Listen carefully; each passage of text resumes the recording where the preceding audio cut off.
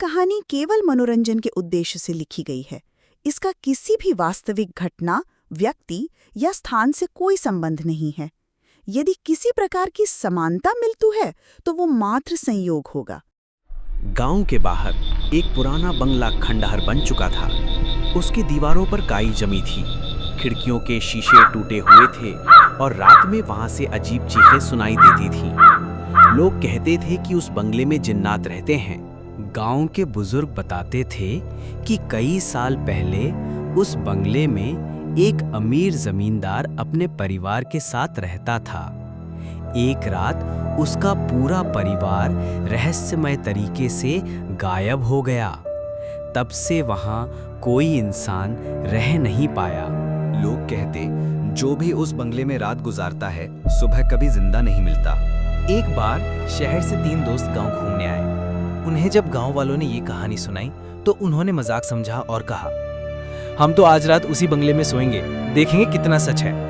रात को वे तीनों टॉर्च और मोबाइल लेकर बंगले में पहुंचे। अंदर कदम रखते ही ठंडी हवा चली और दरवाजा अपने आप बंद हो गया।